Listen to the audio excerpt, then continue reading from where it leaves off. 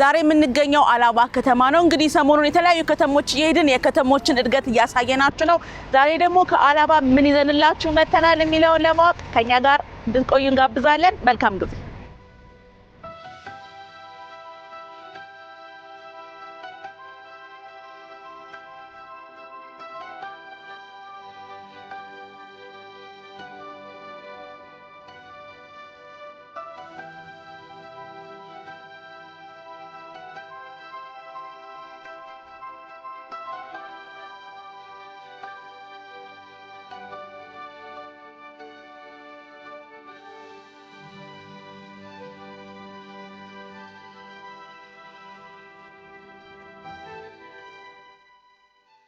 አብዲ አረብ ይባላል። የወረድጆ ወረዳ በአላባ ዞን የወረድጆ ወረዳ ዋና አስተዳዳሪ ነኝ። ሀባይ ወገሬቲን አሜቴን ሀባይ ሀላቢ ሴሪ ከበጃት ወገሬቲን ይልሽል ማለት እንኳን ደህና መጣችሁ ወደ ሀላባ ማለት ነው። እንኳን ደህና መጣችሁ ወደ ሀላባ። እሺ ወደ ውቢቷ ሀላባ። እሺ እንደውም ደግሞ ከቀበሌዎች ደግሞ በሀገራችን ካሉ ከ17000 ቀበሌዎች ከእዳ ወደ ሚንዳ ወደምትታወቀው ወደ ስምቢጣ ቀበሌ ደግሞ እንኳን በሰላም መጣችሁ ማለት ፈልጋለሁ። እድለኛም ቀበሌ ነች። ጠቅላይ ሚኒስትሩ 2 ጊዜ በአካል መጥቶ ከህዝቡ ጋር ተገናኝተዋል መጥቷል። ኮሪደር ለማስጀመር መጥቷል። የመስኖ ልማትን በዛው አጋጣሚ ጎብኝተዋል። ኮሪደር አላችሁ ጀምራችኋል። ኮሪደሩን ማስጀመሪያ በሀገራችን ከ4ቱ ቀበሌዎች የመጀመሪያዋ ስምቢጣ የመጀመሪያ መሰረት ድንጋይ የተጣለውም የመጀመሪያ የተመረቀውም ይሄኛው ቀበሌ ነው። ሌሎች አመራሮች ሳይሆን በጠቅላይ ሚኒስትሩ ማለት ነው። ስለዚህ እቺ ቀበሌ በኋላ በደንብ ገልጽላችኋለሁ ስለ ቀበሌዋ ነባራዊ ሁኔታ። የተለየች ቀበሌ ናት። እንኳን ወደ ሀላባ ዞን እንኳን ወደ ወረድጆ ወረዳ ስምቢጣ ቀበሌ በሰላም መጣችሁ ማለት ፈልጋለሁ። እንኳን በሰላም ቆያችሁን። እኛም ስለመጣን ደስ ብሎናል። ባየነው ነገር ደስ ብሎናል። በቅርብ ጊዜ ደግሞ በዓል ነበረ፣ ሴራ የሚባል አይደል? ምንድነው እሱ? የአዲስ ዓመት አቀያየር ነው። ምን አይነት በዓል ነው ሴራ? የሴራ በዓል ያው መንገሳም እንለዋለን። በታይሳስ ወር መጨረሻ በጥር ወር መግቢያ ላይ በታይሳስ ማብቂያ በጥር ወር መግቢያ ላይ የሚከበር በዓል ነው። 2 ሽግግሮች አሉት። አንደኛ የዘመን ሽግግር ከአሮጌው ዓመት ወደ አዲሱ ዓመት የዘመን ሽግግር የሚደረግበት ነው። ሁለተኛ ደግሞ የእድሜ ሽግግር የሚደረግበት ነው። ሁሉቃ አለ በሴራ በዓሉ ላይ። ሁሉቃ ማለት ልጆች 16 17 ዓመታቸው ሲሞላ ወደ ከተማ ይወጡና ከከተማም ወንዝ ያለበት ጠጋ ይሉና የራሳቸው የሆነ የጭፈራ አላቸው። የራሳቸው የሆነ ይዞ የሚወጡት ማቴሪያል አለ። እሱን ጭምር ይዘው የሁሉቃ የሚወጡበት ነው። ስለዚህ ሁለቱም ነው ማለት ነው። አንደኛ የዘመን ሽግግር ነው ከአዲስ ዓመት ከአሮጌ ዓመት ወደ አዲስ ዓመት። ሁለተኛ ደግሞ የእድሜ ሽግግር የሚደረግበት ትልቅ በዓል ነው። የአላባ ሴራ በዓል የያዘው መረዳዳት ባህል ራሱን ችሏል። የሚሻላ መረዳዳት ባህል ይባላል። በጣም የሚገርምሽ ምግብ ያጣ ደሃ ሳይበላ የማይድርበት ነባራዊ ሁኔታ ይፈጠራል ማለት ነው። ቤቱ ላይ ከብት የሌለበት ከብት እንዲኖረው ማድረግ፣ እድሜው ለትዳር ደርሶ በሀብት ምክንያት መያዝ የማይችል ከሆነ ለሱም ጭምር መፍትሄ የሚሰጥ ትልቅ የሆነ ትልቅ እንትን ነው። ራሱን የቻለ ትልቅ ትውፊት ነው። ራሱን ችሎ በራሱ ብዙ ነገር መስራት የሚቻልበት ነው። ስለዚህ የዘንድሮ ሴራ በዓል ደግሞ በጣም ለየት በሚል መልኩ ተከብሯል። በጣም የሚገርመው ያው የጥር 3 ላይ ነው ዘንድሮ ያከበር ነው። ያው የኦሎምፒክ መክፈቻ አሊያም የካፍ አሊያም የፊፋ መክፈቻ የሚመስል በዓል ነበር የሰራ እንትን ያከበር ነው። ለዚህ ደግሞ ዋና ትልቁ አስተዋጽኦ ያደረገው በሀገራችን ከድሬዳዋ ቀጥሎ ሁለተኛ ሀላባ ኢንተርናሽናል ስቴዲየም ገንብተናል። ያው እድሉ ከመጣችሁ ሀገር እናንተም ጎብኝታችሁ ብትሄዱ ጥሩ ነው የሚል ሀሳብ አለኝ። በመንግስት ባጀት ሳይሆን በራሳችሁ አርሶ አደሩ የበሬ ጎርፍ አዝንቦ በሬ ያለው በሬውን ፍየል ያለው ፍየሉን በፈረሱ በመሬቱ እንደውም እኛ አካባቢ የግመል እርባታ ብዙም የሚታወቅ አይደለም። አንድ አርሶ አደር አለ ግመል የሚያረባ ወደ 30 40 3 ግመል ጭምር ለዚህ ስቴዲየም አበርክቶ ሰጥቶ ወደ 691 ሚሊዮን የመጀመሪያ ፌዝ ተገንብቶ ያለቀና ሁለተኛ ፌዝ የሚቀጥልበት ነው። ለየት ያለ በዓል ነበር ማለት ነው። እኛ ድሮ አላባን የምናውቀው እንግዲህ በበርበሬ ነበር። አሁን ደግሞ ወደ ስቴዲየሙ ልንመጣ ነው ማለት ነው። መጀመሪያ በበርበሬ በደንብ ትታወቃለች። ቀጥሎ በዚህ ቆሜ አላባ ላብቾ ነው ቆሜ እሺ ይቺን ያረጋ አዲስ አበባም ለንደንም አሜሪካም አላብቾ ነው የሚባለው። አማሳም እንግዲህ በርበሬውን ካነሳን አይቀር ያው በርበሬ የምናውቀው ድሮ ከህዳር እስከ የካቲት ድረስ ምርቱ ተሰብስቦ ያልቃል ነበረ። አሁን ደግሞ በርበሬ አመቱን ሙሉ ይመረታል የሚል ነገር ሰምተናል። ያንን ደግሞ ለማገዝ እንግዲህ ይሄን የመሳሰለ ሶላር ፓነሎችን እያየን ነው። እንግዲህ እዚህ ሲምቢጣ ላይ ይሄ ሶላር ተተክሏል። ይሄ ሶላር መተከሉ ለነዚህ ገበሬዎች እናንተ ወረዳ ላሉ ገበሬዎች ምንድነው ያመጣው ለውጥ? ቅድም ካልከኝ ገጽታ ግንባታን በተጨማሪ በእያንዳንዱ ደግሞ ማህበረሰብ በእያንዳንዱ አርሶ አደር ቤት ላይ ምን ያመጣው ነገር አለ? ትላንትና ሰው በጎርፍ ነበር ሲፈናቀል የነበረው፣ ጎጆ ቤት ላይ ነበር ሲኖር የነበረው። ምናልባት አርሶ አደሩን ድሪል ታች ወርዳችሁ ኢንተርቪው ስታደርጉ ደግሞ ትናንት ከነበረበት ኑሮ ዛሬ የደረሰበትን ኑሮ ማየት ይቻላል። እና ዛሬ አብዛኛው ወደ ቆርቆሮ እየተቀየረ ያለበት ሂደት አለ። ብቻም ሳይሆን እንደ ገጠር ውብ መንደር ማስጀመሪያ ጭምር ተለይቶ ውብ ማስጀመሪያ መንደር ማስጀመሪያ ተደርጋለች። ቀጥሎ ደግሞ ያው ፍላጎት ነው።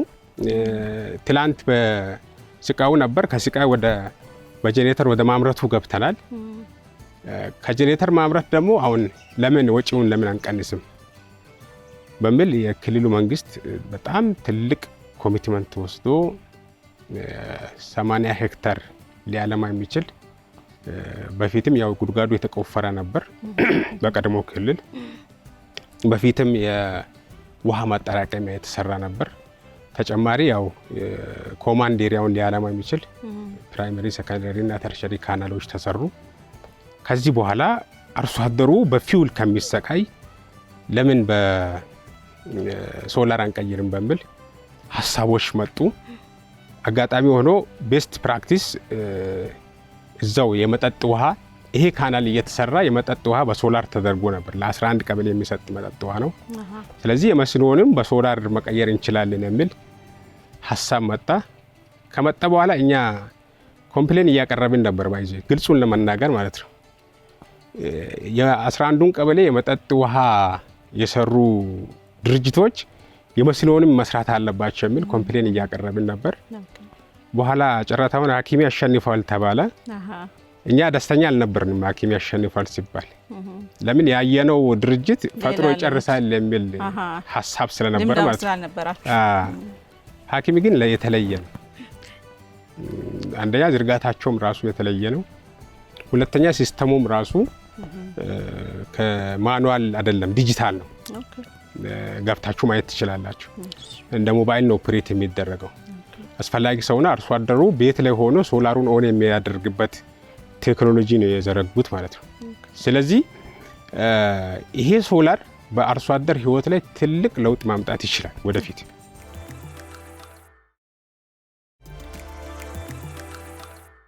እንግዲህ በገጠሩ አካባቢ የተለያዩ ልማት እንቅስቃሴዎች የተደረጉ ነው። ይህንን ልማት እንግዲህ በተለያየ መንገድ የተለያዩ ባለሀብቶች ያግዛሉ። ዛሬ እንግዲህ ከአንድ ባለሀብት ጋር ነው የምገኘው። በመጀመሪያ እንተዋወቅ እስኪ። አመሰግናለሁ። ስሜ ኃይሉ ሰይፉ ይባላል። በሙያ ሜካኒካል መሐንዲስ ነኝ። ከ40 ዓመት በላይ በምህንድስና ስራ ተዛማጅ ስራ ላይ ተሰማርቼ እገኛለሁ።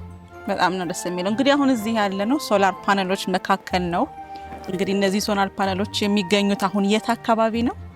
እሺ፣ ይሄ ቦታ አሁን የምንገኝበት ቦታ በአላባ ዞን ሲሚጣ ቀበሌ የሶላር መስኖ ፓምፕ ፕሮጀክት አካባቢ ነው ያለነው። በጣም ደስ ይላል። እንግዲህ ተመልካቾቻችን ይገምታሉ ብዬ አስባለሁኝ። ያለሁት በአላባ አለባበስ ነው። እንግዲህ እዚህ አላባ ያለነው ቅድም እንደሰማችሁት ሲምቢጣ የሚባል ቀበሌ አካባቢ ነው። እንግዲህ እዚህ አካባቢ መስኖ እየሰራችሁ እንደሆነ ነው የሰማነው። ከዚህ በፊት ይህ አካባቢ ያለ መስኖ እንዴት ነበር ገበሬዎች የሚሰሩት የሚለውን ደግሞ እናንተ ከገባችሁ በኋላ ያለው ለውጥ ምንድን ነው የሚለውን የእናንተስ መግባት በተለይ እዚህ አካባቢ ላለ የገጠር ማህበረሰብ የሚያመጣው ለውጥ ምንድን ነው የሚለውን ሰፋ አድርገው ንገሩ።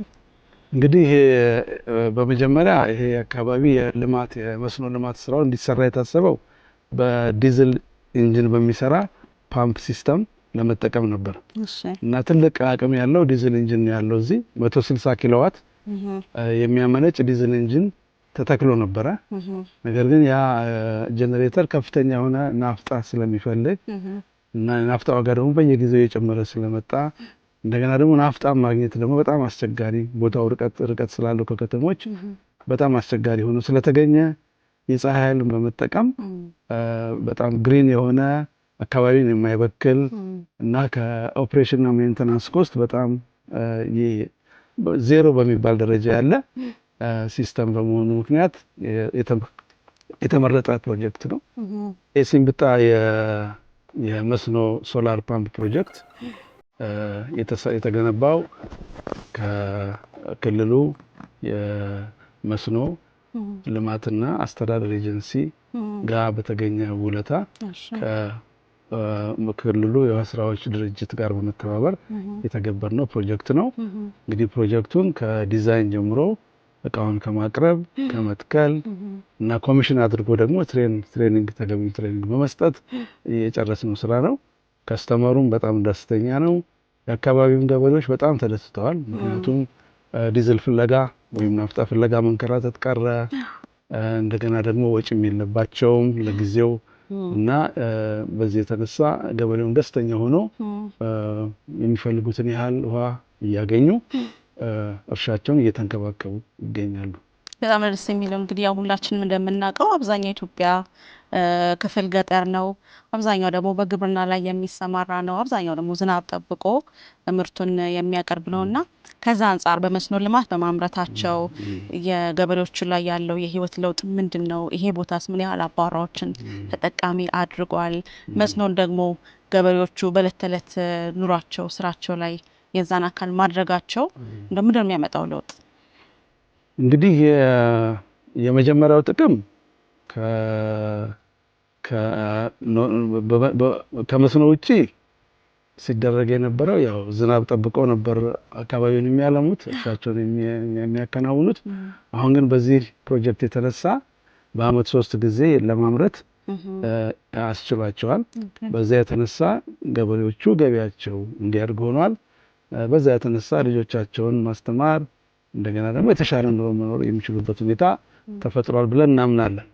እና እንግዲህ እንደዚህ አይነት ፕሮጀክቶች ስንተገብር የመጀመሪያችን አይደለም እና በየሄድንበት ቦታ በጣም ከዚህም በጣም በራቁ ጥልቅ በሆኑ ርቀት ባላቸው ቦታዎች ሁሉ ተመሳሳይ ፕሮጀክት እንሰራለን።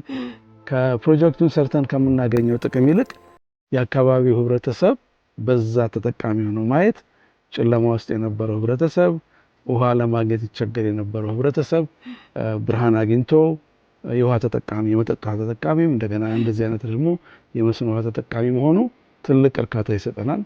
በተለይ እንደ ባለሙያ ደግሞ በዚህ አይነት መንገድ ሰርተን የገነባ ነው ቀይሰን የገባ ነው ስራ ደግሞ እንዲህ ውጤታማ ሲሆን በጣም ያስደስታል። በጣም ደስ ይላል። እንግዲህ አገራችን ኢትዮጵያ ለዚህ ለሶላር ኤነርጂ አሁን የተዘጋጀች ናት። የፀሐይን ኃይል በመጠቀም ብዙ ማድረግ ይቻላል የሚባልባቸው ሁኔታዎች አሉ ወይስ የተወሰኑ ቦታዎች ላይ ብቻ ነው ይሄ መሰራት የሚችለው? እንግዲህ በአገራችን የጂኦግራፊያዊ አቀማመጥ መሰረት በማናቸውም በአገሪቱ በአብዛኛው የአገሪቱ ክፍል ውስጥ ይህንን ሶላር ፓምፕ የሶላር ሲስተም ተግባራዊ ማድረግ ይቻላል። ምክንያቱም በቂ የፀሐይ ኃይል አለ እና በጣም የሚያሳዝነው ግን እስካሁን ድረስ አለመጠቀማችን ነው። ብዙ መስራት ሲቻል እስካሁን አልቻልንም። ነገር ግን አሁን መንግስት ባስቀመጠው የልማት እቅድ መሰረት የታዳሽ ኃይል አማራጮችን መጠቀም እያበረታታ ባለበት ሁኔታ ግን በርካታ ስራዎችን መስራት ይቻላል። ህብረተሰቡን ተጠቃሚ ማድረግ ይቻላል እና በታዳሽ ኃይል ደግሞ የሚገኘው ጠቀሜታ ሁሉ ተቋዳሽ መሆን ይቻላል እና ያለው ሁኔታ በጣም የሚያበረታታ ነው።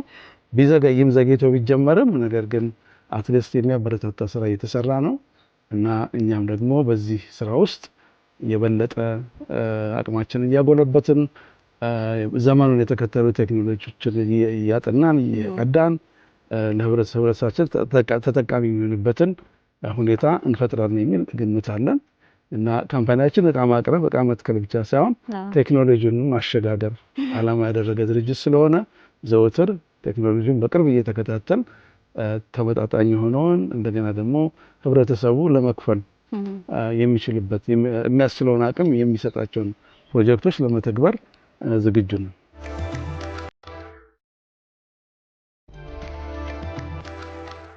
እንግዲህ በመጨረሻ ብዙ ሰው ለማወቅ የሚፈልገው ይሄ ምን ያህል ከሰው አቅም ጋር የተገናዘበ ነው የሚለውን ነው። ቅድም ዲዝል ምን ያህል ውድ እንደሆነ አንስተናልና ምን ያህል ነው የሚቆየው ይሄ ሶላር ኃይል እንዲሁም ደግሞ የህብረተሰቡን አቅም ያገናዘበ ነው ወይ ከነሱ የሚጠበቀው ነገር? በጣም ጥሩ ጥያቄ ነው። እንግዲህ የሶላር ፓወር ሲስተም ወይም የሶላር እንደዚህ አይነት ፓምፒንግ ሲስተም ኢኒሻል ኢንቨስትመንቱ ወይም የመጀመሪያ መዋዕለ ንዋዩ ከፍ ያለ ነው ዋጋው። ነገር ግን በሁለት ዓመት ውስጥ ከዲዝል ተመሳሳይ ዲዝል ስሙዝ በሆነ ሁኔታ ከሚሰራ የዲዝል ፓምፕ ጋር ወይም ደግሞ ዲዝል ጀነሬተር ጋር ሲወዳደር ከሁለት ዓመት በኋላ ይሄንን ሲስተም በነፃ የመጠቀም ነው። እዳውን ከፍሎ ጨርሶ ሁለት ዓመት ላይ ሁሉ ነገር ተጠናቆ በነፃ የሚጠቀሙበትን እድል ይሰጣል። ግን መጀመሪያ ግን ኢንቨስትመንቱ ከፍተኛ ነው። ከሁለት ዓመት በኋላ ግን የጀነሬተር ተጠቃሚ ቢሆኑ ወጪያቸው እየጨመረ ምክንያቱም አመቱ እየጨመረ በሄደ ጊዜ የብልሽት እድሉ ከፍተኛ ነው። የነዳጅ አጠቃቀሙ ከፍተኛ ነው። በየጊዜው ሲበላሽ ለጥገና የሚቆመው ጊዜ የሚባክነው ጊዜ ምናልባትም አንዳንድ ጊዜ የተዘራው እህል ሊበላሽ ይችላል እና ብዙ ተከታታይ የሆኑ ችግሮችን ሊያስከትል ይችላል። ከሁለት ዓመት በኋላ ሶላር ፓምፕ ሲስተሙ ያለምንም ችግር ያለምንም እንከን መስራት ሲቀጥል ዲዝል ጀነሬተር በተመሳሳይ ሁኔታ የሚሰራ ዲዝል ፓምፕ ግን ከሁለት ዓመት በኋላ በጣም ብዙ ሳንካዎች ስለሚያጋጥሙት ሲስተሙ ሙሉ በሙሉ ሊሰራ አይችልም እና በዛ የተነሳ ይሄኛው እንደዛ አይነት ጠቀሜታ አለው እና በእርግጥ የመጀመሪያ መዋዕለ ንዋይ ትንሽ ከፍ ያለ ነው። የሆነም ቀጣይነቱ ይሄኛው አስተማማኝ ነው እና እንግዲህ እዚህ ላይ ያለው ሲስተም እንግዲህ የተለያዩ ኮምፖነንቶች አንድ ላይ ሆነው ነው። ሶላር ፓነል አለ። ሜጀር ዋናዎቹ እቃዎች ሶላር ፓነሉ አለ። ይሄ እንደገና የፀሐይ ኃይል የሚቀበለውና ወደ ኢነርጂ የሚቀይረው እንደገና ደግሞ የኢንቨርተር የምንለው አለ። ኢንቨርተር ኮንትሮለር የምንለው እሱ ደግሞ ዲሲ ኃይሉን በፀሐይ ኃይል የተፈጠረውን ኢነርጂ ወደ ኤሲ ኢነርጂ የሚቀይር እና እንደገና ደግሞ ፓምፑን የሚቆጣጠር ሲስተም አለ እና እንደገና ደግሞ ፓምፑም አለ። ስለዚህ እነኚህን በሙሉ አንድ ላይ አዳምነን ስናየው በትንሹ 10 ዓመት ድረስ ያገለግላል ያለምንም ችግር። አለበለዚያ ግን እስከ 15 ሶላር ፓነሉ እስከ 25 ዓመት ያገለግላል። 25 ዓመት ያገለግላል። ፓምፑ እንግዲህ ከ5 ዓመት በኋላ ከ10 ዓመት በኋላ ምናልባት የመቀየር እድል ሊኖር ይችላል። ኢንቨርተር ኮንትሮለሮቹ ትናንሽ ጥገና ሊኖራቸው ይችላል። ከዛ ውጭ ግን እንግዲህ ከ15 እስከ 25 ዓመት ባለው ጊዜ ውስጥ የማገልገል በጥገናም ቢሆን በመለስተኛ ጥገናም ቢሆን የማገልገል አቅም አለው። በጣም ደስ የሚለው እንግዲህ መጨረሻ ላይ አብዛኛውን ይሄ መጠቀም ያለብን ገጠር ላይ ነው ብለናልና ገጠር ላይ ያሉ የአመራር አካላት ሌሎቹም ወደዚህ መምጣት ያለባቸው ለምንድን ነው ይላሉ በሚለው እናቆማለን። እንግዲህ ምንድነው ቅድም እንደተናገርኩት ከዚህ ውጭ ያለው አማራጭ በጣም ጥልቅ በሆኑ ገጠር አካባቢዎች ከዚህ ውጭ ያለው አማራጭ የዲዝል የናፍጣ እና የቤንዚን ፓምፖችን ጀነሬተሮችን የመጠቀም ግዴታ ይኖርባቸዋል። ያ ደግሞ እንግዲህ ቅድም እንደተናገርነው ነዳጁን የማግኘት እንትኑ በጣም ከፍተኛ ነው እድሉ። በዚህ የተነሳ ከህብረተሰቡ ብዙ ጊዜ ቅሬታ ይቀርባል። እንደገና ደግሞ ያው ዋጋውን ደግሞ በየጊዜው እየጨመረ ስለሚሄድ ለማኔጅ ለማድረግም አስቸጋሪ ነው። እንደገና ደግሞ ለብክነትም የተጋለጠ ነው። እንደገና ለአንዳንድ ህጋዊ ያልሆኑ ወይም ደግሞ ብልሽ የሆኑ አሰራሮችንም ይጋብዛል። ምክንያቱም ነዳጅ 100 ሊትር ነዳጅ ተገዝቶ ከሆነ እነሱ 200 ሊትር ነዳጅ ነው የተገዛው ብለው ያልተገባ መንገድን የመከተል እድል የሚሰጥ ነው። ለብልሹ አሰራር እድል የሚሰጥ ነው። ይሄኛው ግን ምንም እንደዛ የሚያጋልጥ ምንም ነገር ስለሌለው ብዙ ጊዜ ቅሬታ በተለይ ለወረዳ ኃላፊዎች ለአካባቢ መስተዳደር ኃላፊዎች ከቅሬታ ሪሌቲቭሊ የራቀ ስርዓት ነው ብለን እናምናለን። በጣም አመሰግናለሁ አቶ ኃይሉ። እንግዲህ ሌላም ቦታ በምትሰሩት ስራ መተና ያለን ብዬ ተስፋ አደርጋለሁ። በርቱበት። እንግዲህ እናመሰግናለን። እግዚአብሔር ይስጥልን። ሱራጅ እንዴት ነህ? ያለ ሰላም ነሽ? ዛሬ ሰፈርህ መተን የተገናኘ ነው እንግዲህ አረብ ብለናል። በጣም ነው የምናመሰግነው። እንግዲህ ዞር ዞር ብለን እርሻችሁን አይተናል። በጣም ደስ ይላል። የሶላር ፓነሉንም ተመልክተናል። እንዴት ነው ይሄ ነገር እንግዲህ ለእናንተ ህይወት ምን ማለት ነው የሚለውን እስኪ ንገረኝ። መጀመሪያ እንዴት ነበር? አሁን ደግሞ እንዴት? ከዚህ በፊት ማለት ነው ይሄ አካባቢ የቀበሌ ስም በጣም ቀበሌ በጣም በዋት ያጣቃጭ ቀበሌ ነበር። ጎርፍ በጣም እሺ። አሁን ግን አልሐምዱሊላህ በትንሽ ጊዜ ለውጥ አለ። እሺ። አሁን ደግሞ የሚበልጥ ለውጥ እናገኛለን ብለን እያሰብን ነው። ለምንድን ነው? መጀመሪያ ቤንዚንና ናፍጣ ነበረ። እሺ። ናፍጣና ቤንዚን መስኖን ለማውጣት ማለት ነው። መስኖ ለማውጣት ቤንዚን እንትን እንጠቀማለን ነበር። እሺ። አሁን ግን አልሐምዱሊላህ ክልልና ወረዳ፣ ዞን፣ ፌደራል ተጀምሮ አሁን ሶላር ሰጥቷል። በጣም ደስ ይላል። ምን እያመረታችሁ ነው እንግዲህ? ምን ጀምራችሁ? ያለው ምርት ቲማቲም፣ እሺ፣ አሁንም ጎመን፣ የተለያየ ፍራፍሬ፣ ነጭ ሽንኩርት፣ ቀይ ሽንኩርት፣ ሁሉም ነገር ያለው ፍራፍሬ ያለው ነገር አንድ ነገር አይቀርም። ሁሉም ይበቅላል። ሁሉም ይበቅላል። ወይ ደስ ይላል። ግን አልሐምዱሊላህ አሁን በጣም ለውጥ አለ። እሺ። አሁን ከዚህ ቀጥሎ ቤተሰባችንም ስንት መስኖ ከተጀመረ በኋላ ሰው ከብዙ ነገር ድኗል። መጀመሪያ ልጆቻችንም ሙያባ አጥተው የሚበሉ ነገር አጥተው ቀጫጫ ሆነው እያደጉ ነበር። አሁን ግን ልጆቹም ደግሞ እንደ ከተማ ልጆች ነው መስሎ። ወይ ደስ ይላል። ደስ ይላል። አልሐምዱሊላህ ደስ ይላል በጣም። መስኖ በጣም ለውጥ አለ። አሁን ዝናብ አትጠብቁም ማለት ነው? ዝናብ አንጠብቅም። ከዓመት እስከ ዓመት ታመርታላችሁ? በዓመት 3-2 እናመርታለን። ኧረ አዎ፣ በጣም ደስ ይላል። 3-2 እናመርታለን። በክረምትና በበጋ 3-2 እናመርታለን። ግን ሆኖ በጣም ለውጥ አለው መስኖ ለማስራት። ግን መንግስት በጣም እርዳታ እያደረገ ነው። መንግስትም ያው ክልል፣ ወረዳ ሁሉንም አንድ ላይ ተባብሮ ለስንብጣ ለመስኖ በጣም ትኩረት ሰጥቷል። በጣም ደስ ይላል። በጣም ደስ ይላል። አሁን እዛ የተዘጋጀው እየተሰራ ያለ 80 ሄክታር ነው። ኧረ 80 ሄክታር ነው አሁን የተዘጋጀ ገና የተዘጋጀበት። እሺ። አሁንም ግን እየተዘጋጀ ያለው አለ 300 ምናምን ሄክታር ይሆናል። ሌላ ሰፊ አለ። ሰፊ አለ።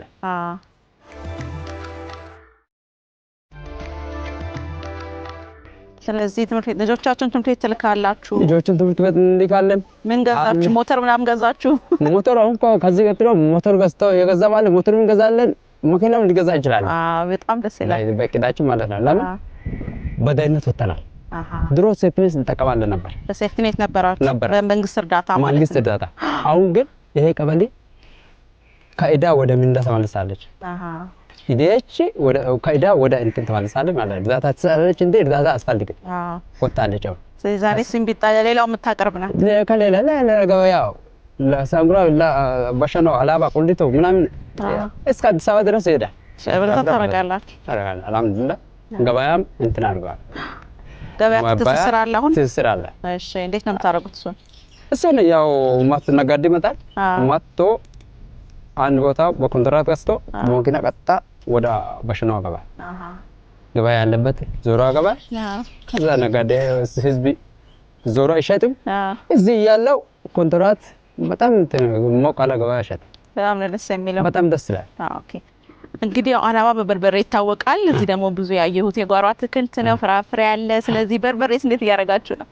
በርበሬ አሁን እየተከለ አሁን እየጀመርን ነው። እየጀመርን ነው። በርበሬ ከዚህ በፊት አንዳንድ እየሰራን ነበር። በርበሬ ደግሞ በሽታ በዝቶ ነበር። ሲነቀል የሚል በሽታ ነበር። እሱ እንትን እያረጋው አሁን ግን መድኃኒት ለሁሉም ነገር መድኃኒት ተገኝቷል። ከዚህ በፊት እኮ እንትን የለም፣ ግብርና ባለሙያ ምናምን የለም ነበር፣ አይመጣም ነበር። ግን አሁን ስንብጣ ሰው ማግባት ቀርቶ ከብት ራሱ አይገባም ነበር ወደዚህ። ጭቃ ውሃው ግን አልሐምዱሊላህ ይሄ አካባቢ አሁን ሰው እንደ ቆመዋል። ግን አሁን ጎርፍ አያስቸግራችሁ? ጎርፍ ምንም የለም። አሁን ወጣ አልሐምዱሊላህ። አሁን ጅጆ ገብተዋል። ግን ከዚህ ቀጥሎ ሰርተናል፣ እየሰራንም እንለውጣለን። ከዚህ የተሻለ ሁኔታ እንለውጣለን። አልሐምዱሊላህ መንግስት ብዙ ነገር እርዳታ አድርጓል። አሁን ይሄ ቤቶች የሰሩት የሞዴሎች ጋሮ አትክልት የሰሩት ባለሙያ ሞዴሎች ያተሰራ አሁን ለዚህ አባወራ በጣም ለመስራው በጣም እንትን አለ። ይሄም እንደዚህ ነው።